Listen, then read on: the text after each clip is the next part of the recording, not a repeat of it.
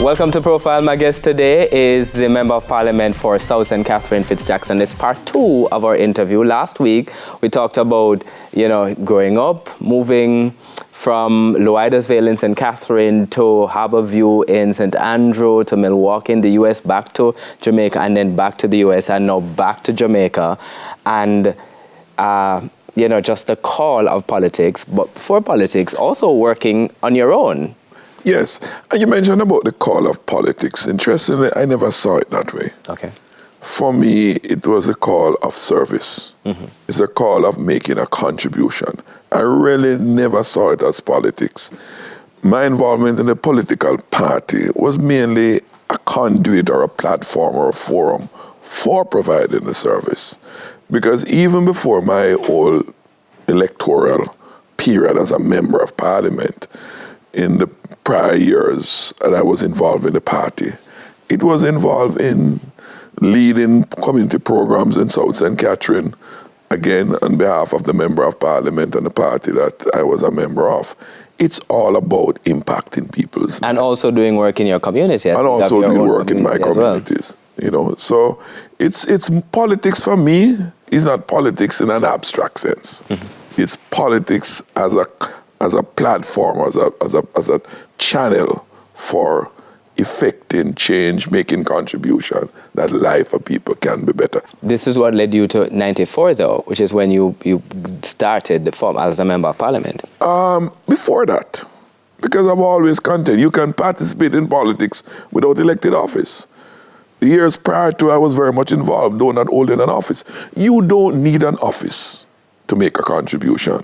There is a saying or axiom that says, bloom wherever you're planted. Mm-hmm. Wherever you are, you can make a difference. In my citizen association where I serve, in student council in Kingston Technical where I served, it was just being a member of the council, being a part of the place where decisions are made that cause a difference in student life. Part of my journey, to go back to my Kingston Tech days, it says the first it happened. I reported as president of the student council. I reported underperforming teachers to the principal. Is this the approach you took when you then went into representational politics? But it has to be. It has to be.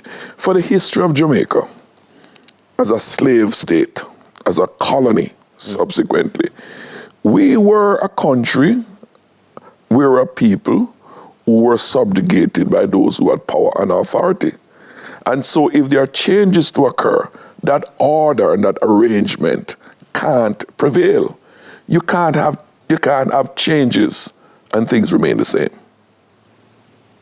Some people are afraid to make change because of the uncertainty of what flows from the change.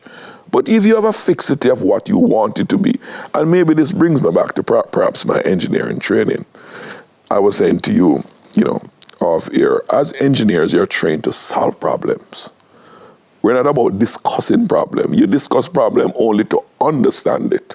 But once you get to that point of understanding it, you have to devise a solution. So I'm never daunted by challenges. Even though those challenges would have been vastly different than the kinds of things that, you had some familiarity with them. But then you become an MP in 94, go on to become re-elected. Yes. You are not surprised by the kinds of things that you encounter?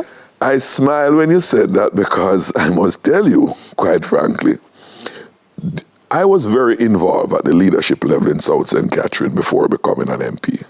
I was the vice chairman for the constituency secretary.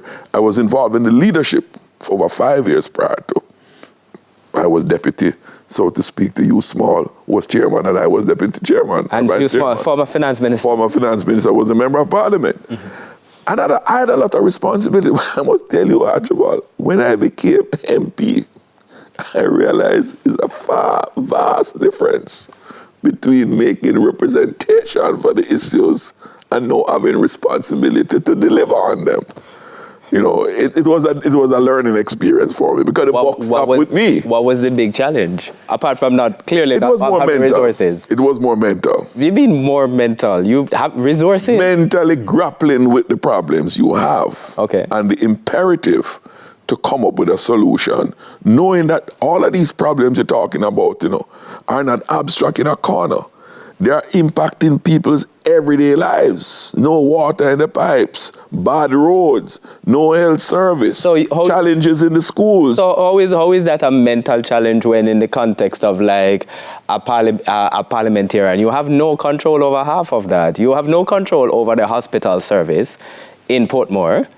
But people are coming to you to say they are frustrated about this. Yes. You don't fix the roads. That's where the advocacy comes in. Because as a representative, you have no executive authority. As a representative, at a ministerial level, you have some executive executing authority. But as a member of parliament, you have no executing authority.